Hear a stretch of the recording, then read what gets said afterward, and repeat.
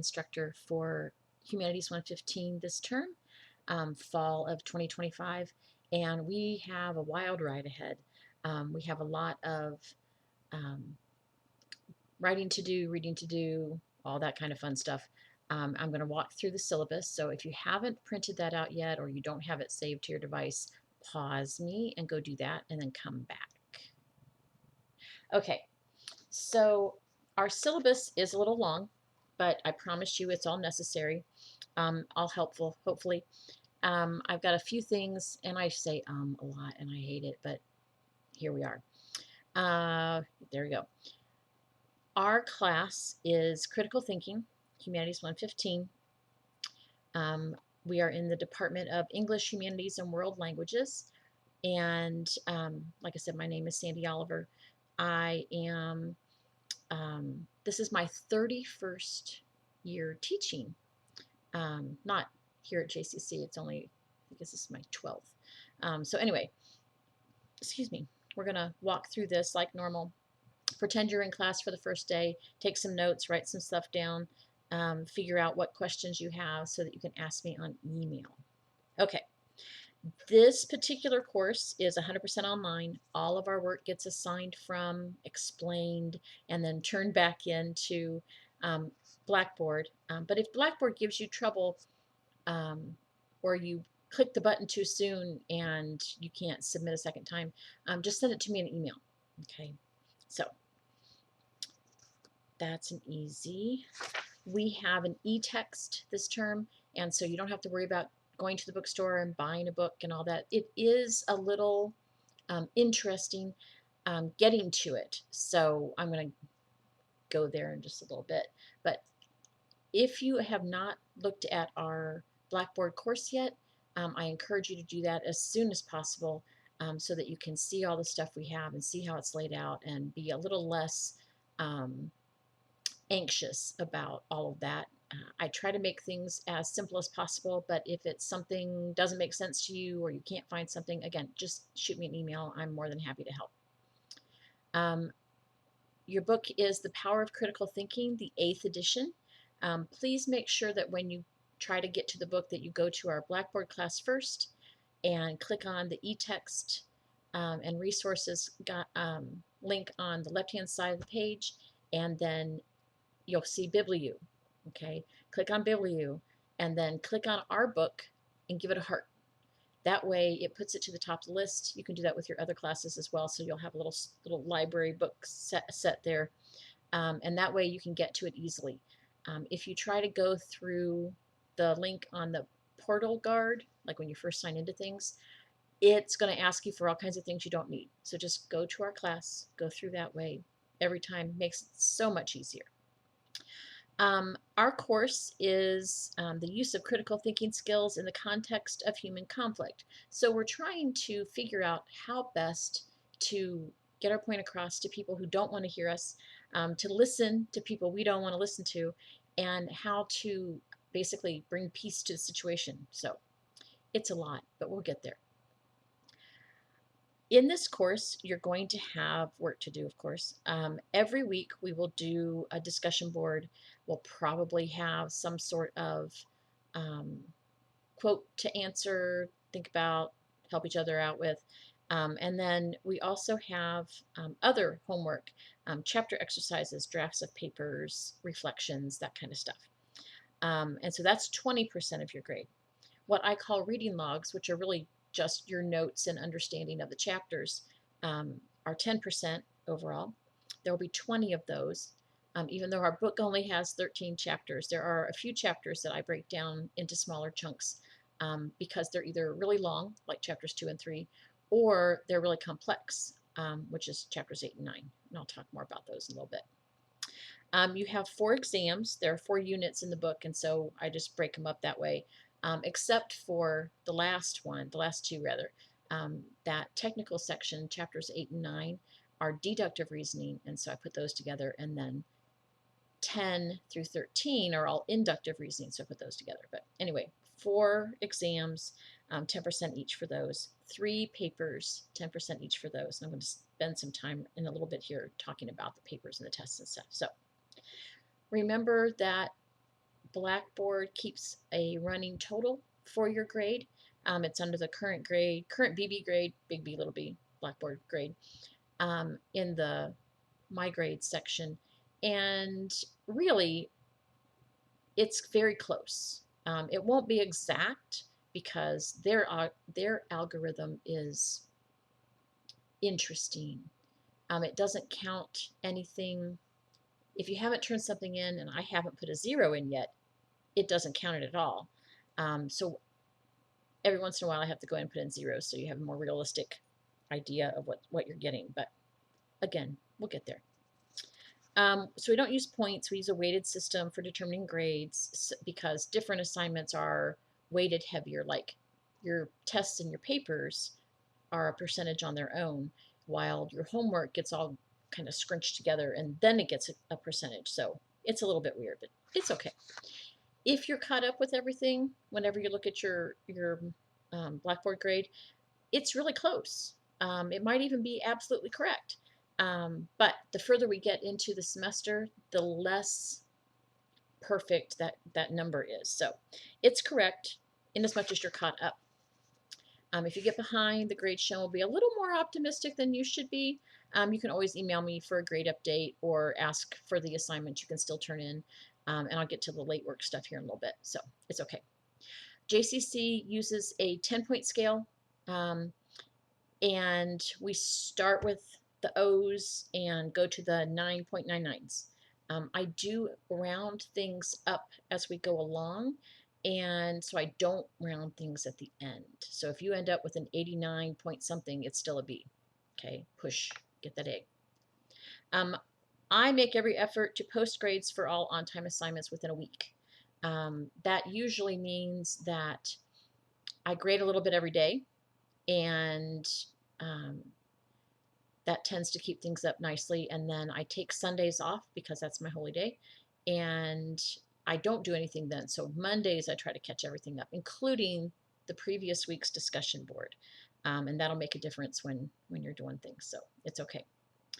The course structure, again, it's all online all the time, and with a couple of exceptions this semester, and I'll get to that in a little bit when we get to our JAG Write drafts for the 3 papers. I'm going to be spending some time live in the library, so you'll be able to get in touch with me there as well.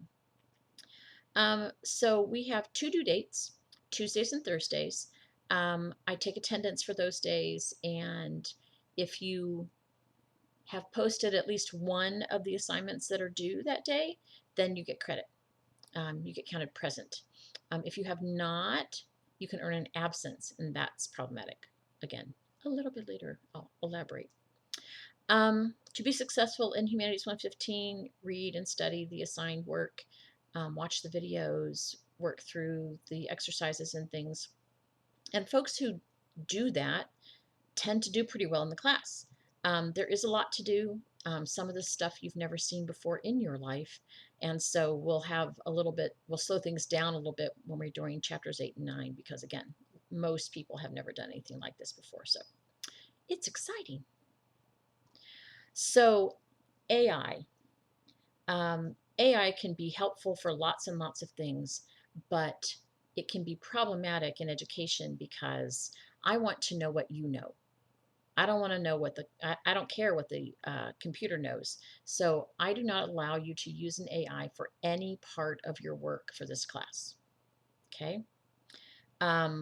You do not have permission to enter any course content created by your instructor, content from your textbook publisher, or work created by your classmates into an AI language model or other AI software, because you don't have permission to share or distribute this content to another source. So think of it this way. Do what's in your own brain, and we'll get along just fine. Okay, late work. I know we all have a million things going on in our lives, and sometimes they're more important than school, okay? They can't always be more important than school. School has to win, occasionally. If your assignment is late, it will lose 10%. That's it. And it'll lose 10% off whatever you earn for that particular assignment. Most homework assignments are only worth 20 points. And they, like I said, they get all squinched together, and overall they're worth 20% of your grade. So do as much as you can on that kind of thing. Um, you can ask for an extension on any assignment. Make sure you're doing it at least, you know, a few hours before it's due. I am online and available most of the day. I am not a night owl. Um, I turn into a pumpkin around 9 o'clock. So make sure if you're asking for an extension, assume that you have it until the next day. If you send it at 10 o'clock at night, I'm not going to see it probably until the morning, and then I'll kind of retroactively do that. Um, don't make a habit of being late. Just like if you have a job and you're perpetually 15 minutes late, you're not going to have that job for very long.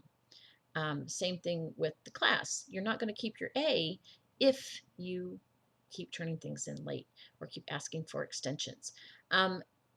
The extensions, though, do give you a little bit of protection in that if you ask for an extension and I say yes, and most of the time I say yes, um, then you can still earn full credit and you can still earn the extra credit. I don't give extra credit assignments, but I do give extra credit for extra work. And so the reading logs, for example, you are required to give me a page of work. Well, some of the chapters are rather long. You can give me 3 pages of work and I give you extra credit. Okay. On the exams, there's also a few places where you can get extra credit. On homework, you have to actually do extra work. So if I assign, say, 2, 4, and 6 in this particular exercise, and you do 2, 3, 4, 5, and 6, yes, you'll get extra credit. Okay. All work is due within 2 weeks of its original due date, or it turns into a 0. Beyond that limit, I'm not going to accept the work for points. This is everything: assignments, exams, papers. So pay attention to the due dates and plan your time accordingly. Okay. I've got a few things on here to help you, best practices for learning. Pay attention to how you can learn the material. Most of us have a preferred learning style, and I do my best to hit all of those, but sometimes you're going to have to hit it yourself, basically. Remember that your textbook will read itself to you. Anything you do on Word, you can push the button and it'll read to you.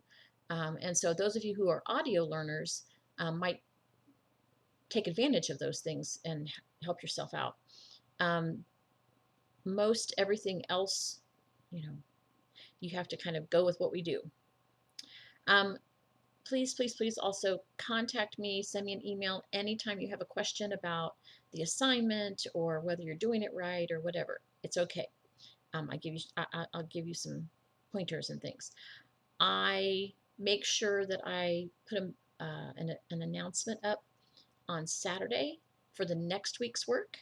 I already have, I think, 3 announcements up there before we even get started, so that you have some heads up on a few things, and I try to keep that up as we go along. If you find a typo or a mistake, please, please, please email me. I'm more than happy to fix those, and I read things out loud and I put things together and then I add something to it. Inevitably, I make a mistake. So let me know. I don't want it to be confusing to anybody. I don't want it to be to get in your way of learning and getting your work done. So our weekly due dates are for Tuesday and Thursday by 11:59 p.m.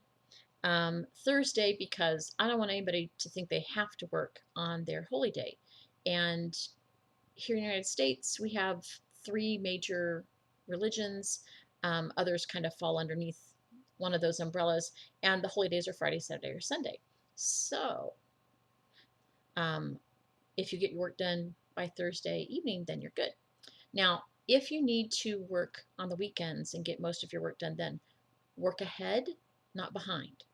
Okay, you don't want to get counted late every week on stuff, because that's going to be detrimental to your grade.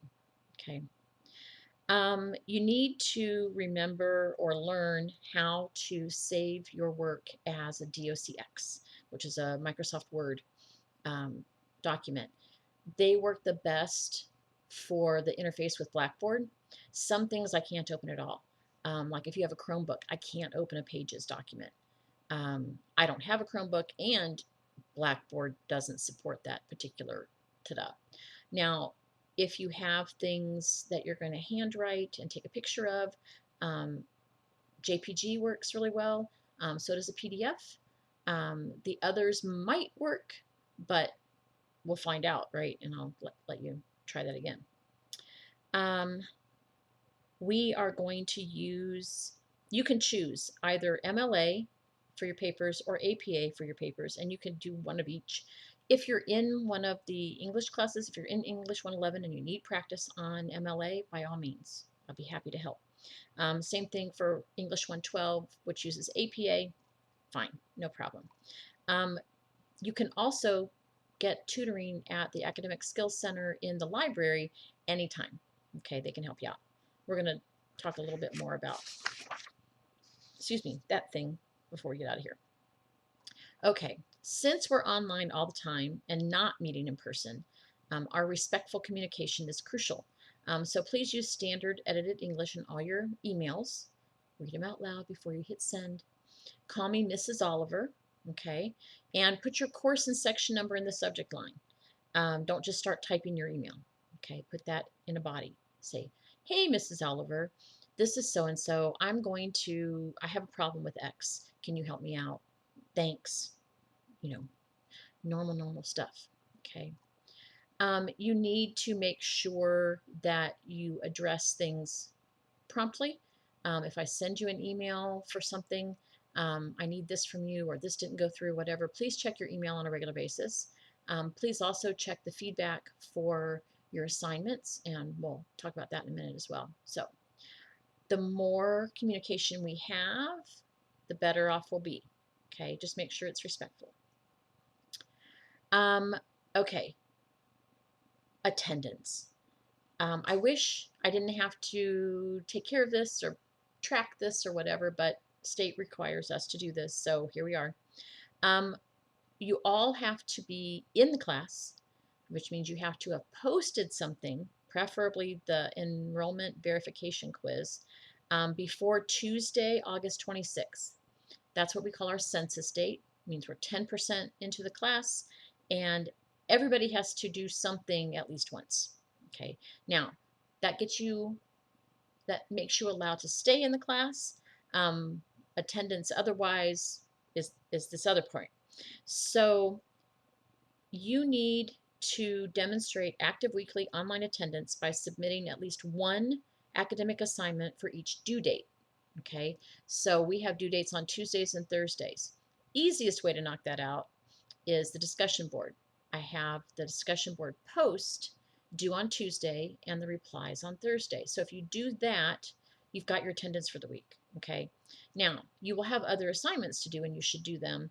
But in extreme cases, your life blows up, or your kids get sick, or you're sick, or whatever, do those discussion board things. They don't require a serious knowledge of the book for that week, but they will get you your attendance at the very least. Okay, if you're confused or you don't know about if you have an absence or whatever, check your email. If I have to mark you absent, I will send you an email. Say, hey, didn't see any work from you on Tuesday, but it's not a huge deal. Just make sure you get caught up, and you have one absence now. So pay attention to that. If I have to drop you, which means you have missed the third consecutive week of classwork, I will send you an email. I will try to get you to, come back. But if I have to drop you, it's a W, which means you just got withdrawn from the class. And it won't affect your GPA, but it might affect your financial aid, especially if you're on VA funds or you're on any kind of federal grant, like a Pell Grant or anything like that. they can be pretty mean about making you pay things back. So make sure that you're not falling below the level of um, problems with that, and make sure that you do your work. Okay, let's see. The other thing I want to get to, well, there's a couple of other things. If you have um, a religious or solemn observance coming up, let me know at least 2 weeks in advance and do your work ahead of time. That's the best way to make sure that works. And even though it's not religious or solemn observance, if your family has planned a vacation during the school semester, um, make sure that you let me know so that if you lose connection, if you don't have internet wherever it is you're going, that I know why you've dropped off the face of the earth. Just make sure that you do as much of your work ahead of time, and that way we won't have to worry about absences and things. The next thing is the Jaguar. I have a hard time with that word. The Jaguar writing portal. We're going to use, you can use this on any assignment in any class. Okay, it's not just for English classes. They are open. They accept submissions 24 hours a day, 7 days a week, and they promise a 24-hour turnaround. Okay, so if you put in your paper on Monday morning, you're going to have it back by Tuesday morning, no problem. Okay, so keep that in mind, because this semester we are adding something called the JAG Write Collaborative. And this initiative is to help students kind of tune into resources that we already have, and also to help you get a different pair of eyes on things before you turn them into me, which is good. And so in our class, we're going to use this draft as the first in a set of revisions for each paper. And I'm just going to read this little blurb that I wrote for you. Students will work through a preliminary assignment to get things moving and focused, then write their first draft of the paper and send it to the JAG Write tutors for their feedback. Okay. Once students have their feedback, they will write a paragraph reflection, and I have questions for you. It's not just figure something out. Write a reflection on how they would use that feedback to improve and finish their paper. And then you send it to me as a draft for instructor review. I'll send that back with more comments and things on it, and then you revise for your final draft. Okay, and there's a little video for you linked in the syllabus, but also linked pretty much everywhere in the course. And then there's a link for you to submit things. Okay. We're going to work through 3 papers, and I'm working on the videos for those as well today, so I'll have those for you. The other thing that happens every semester is at least twice we have something called SAGE, Student Alert and Group Events. It's a way for us to identify students who are struggling, or maybe you're doing really great and you're on the list for some reason. But anyway, it has 2 types of referral. Progress reports, which are, I think, only 2 times a year, 2 times a semester rather. And then if I realize, oh, this person is really struggling and they need a tutor and all of that, then I can put you in for a tutor and they will contact you. And on that line, if you've attempted this course before, and you show up as a repeat on my roster, it doesn't always show. I think if you drop before a certain day, you don't get tagged for that. But anyway, you will need to engage a tutor and or talk to me about how you're going to work it out this semester so you don't get dropped again. Okay. And I already sent those emails out. So if you didn't get an email from me yesterday, the 13th, then you're clear, okay? And you know you haven't taken the class before, so it's okay. Students who have questions about SAGE and their suggested action steps are encouraged to contact the QEP director at this JCC Early Alert System.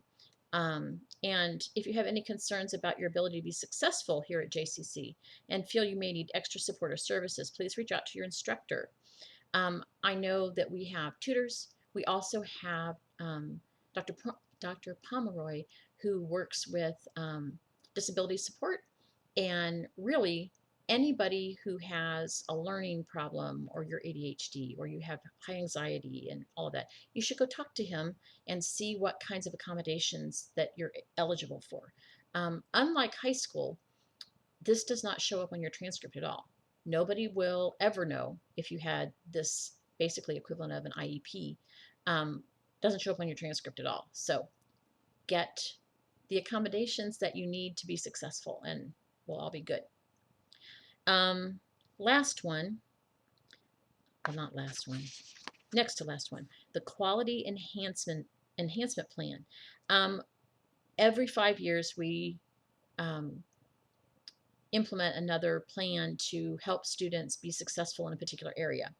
And this QEP is focused on basically onboarding.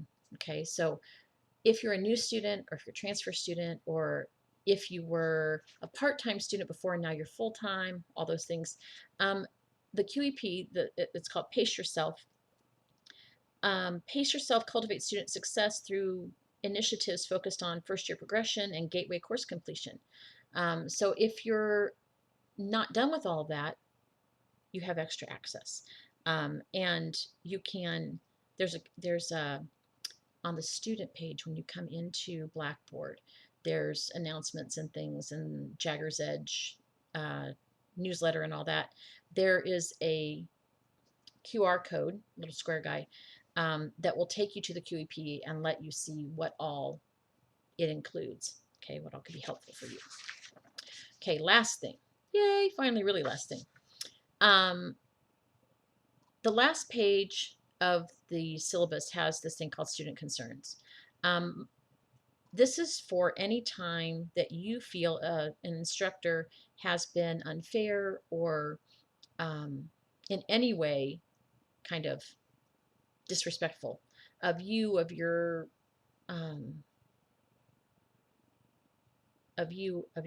social class or any other, identifying markers kind of thing.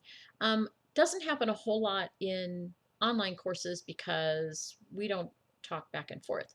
But if you think I'm being unfair about anything or I've misspoken somehow, please, please, please let me know. It's never my intention to hurt anybody's feelings or insult you or offend you or anything like that. So I want to make that right. And that's your first step. Okay, so if something bothers you, let me know. I'll do my best to apologize and make things right, and we'll do our best, you and I together, to figure out how can we move forward from this. Okay, what's the best way to basically fix this? If we can't come to an agreement, then we talk to my boss, who is Elizabeth Baker. She's the dean of this particular category, department, sorry. Everything changed. Lots of things changed hierarchically and all of that this summer. So we're still kind of getting used to things. But anyway, she's the dean of English, Humanities, and World Languages, which is where this class kind of sits under. And her information is on that last page. If the three of us can't figure things out, then we can talk to Lisa Cooper, Dr. Cooper, who is our Associate Vice President of Instruction. And so she's my boss's boss. And so we can go that way. I hope we don't need to talk to other folks, just because I think it's better for us to solve things on our own. But your first step is to let me know that I've been offensive.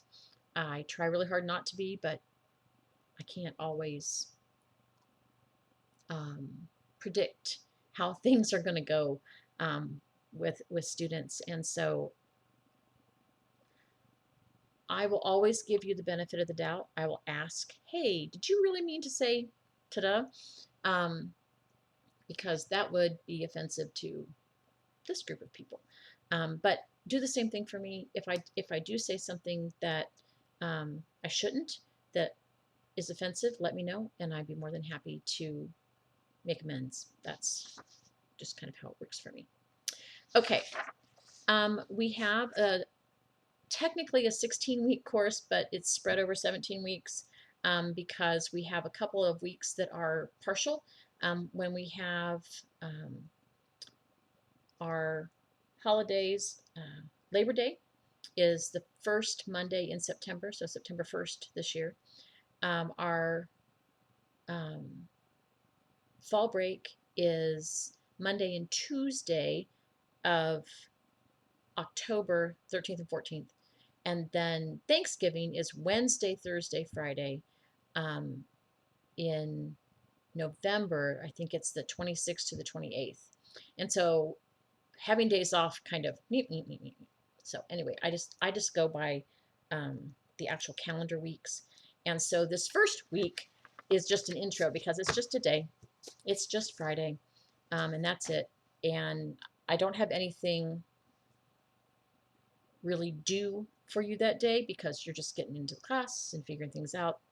Um, do the enrollment verification quiz as soon as you can because that opens up the week 1 and week 2 on the on the weekly lessons for you. And after that, things will open on particular dates as we go along. You can work as far ahead as things are open, and just make sure that you go back and do the discussion board, replies, because most people aren't going to be working ahead, just so you know. I think that's everything I need to tell you for now. I will be back, and you have videos for each chapter or portion of chapter. You have videos for each of the study guides. You have videos for each of the papers. You also have something called a weekly work video, which you should watch right after this one or soon thereafter. And it'll set things up for you. How do I want you to do the reading logs? What do you do with the chapter exercises? Here's the best practice for your discussion boards. Those are things we're going to do pretty much every week.